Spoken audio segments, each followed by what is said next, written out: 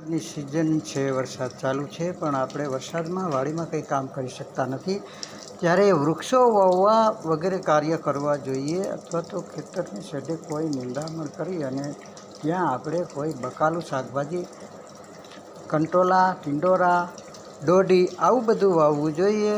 એને વૃક્ષો પણ વાવવા જોઈએ જે ઉપયોગી હોય તે. અને આ વૃક્ષો જે વાવવો જોઈએ એના માટે મેં રોલના કટિંગ કર્યા છે. એમાં વચ્ચે એક રોલ તો ત્યાર બંધ કરીને આપેલું છે, બાકીના 4 રોલ છે તે તમને આ રીતે ફિટ કરી દીધા છે, જેથી મોટરસાઇકલ લઈને કોઈ આવે તો તે મોટરસાઇકલમાં આ 5 રોલ ભેગા લઈ જઈ શકે. વચ્ચે જે ટ્રીગાર્ડ બનાવી દીધું છે એ રીતે બનાવવાનું, 4 બનાવી શકો. અને 5 રોલ મોટરસાઇકલમાં તમે 2 વ્યક્તિ આવી અને લઈ શકો એટલા માટે.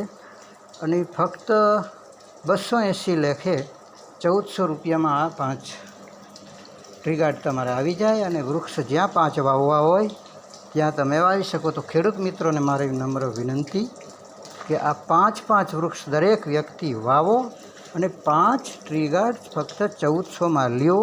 તમે ગમે ત્યાં ભાવ પૂછશો તો તમને મોંઘું પડશે, પણ આ મારી સેવા છે વૃક્ષો વાવનાર માટે. તો દરેક ખેડૂતોને મારી નમ્ર વિનંતી કે આપણે ખેતરમાં શેઢે બકરા ખાઈ જાય, બળદ ખાઈ જાય છે અને કોઈ રોજ આવીને ખાઈ જાય છે, સસલા પણ એના કોણા પાન ખાઈ જાય છે.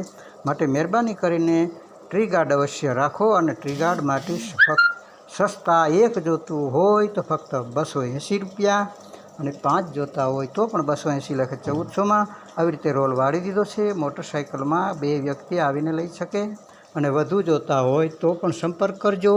તમને ડાયરેક્ટ કોઈ પણ જાતના નફો નહીં, નુકસાનના ધોરણે હું તમને મગાવી આપીશ. આ મારા 1 રોલ પણ તૈયાર છે. કોઈને 1 જોતું હોય તો પણ આપીશ, 2 જોતા હોય તો પણ આપીશ. તો શેઢે પાડે 1, 2, 4, 5 વૃક્ષો અવશ્ય વાવો. દર વર્ષે 5 વૃક્ષો વાવો. ફળાવ વૃક્ષો વાવો, ઉપયોગી વૃક્ષો વાવો.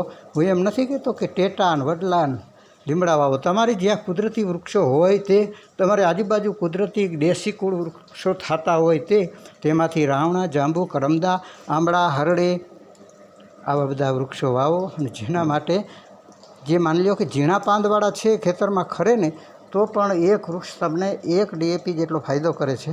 જેથી આવા ઝીણા પાંદવાળા માની લો કે આંબળા, આંબલી, જેને આપણે ખીજડો કહીએ છીએ, શમી, એ આવા પણ તમે શેઢે વાવી શકો.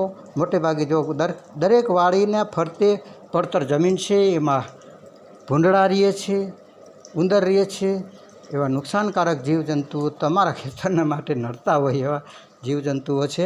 એના માટે જો આ વૃક્ષો વાવી દો અને આપણે જે બીજા વૃક્ષો છે, બીજી જે વનસ્પતિ એ કાઢી નાખો અને વૃક્ષો વાવો તો તમારે ત્યાં ગાયો ભેંસો પણ રહી શકે, ચરી શકે, એવું સરસ મજાનું ચરિયાણ બને.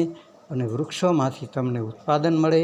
તમારા બાળકોને પણ આવા રાવણા, જાંબુ ખાવા મળે, તમને પણ પ્રકૃતિ ખોરાક મળે. માટે આ 5 ટ્રીગાર્ડ લઈ જાઓ અને 5 ટ્રીગાર્ડમાંથી 5 વૃક્ષો ઉછેરો. મારું કહેવાનું એમ છે કે 1 ફળાવ વૃક્ષ વાવો, 1 ઔષધિ વૃક્ષ વાવો અને 1 ઇમારતી લાકડાનું વૃક્ષ વાવો. આવી રીતે 5 વૃક્ષ વાવી અને તમે શુભ શરૂઆત કરો.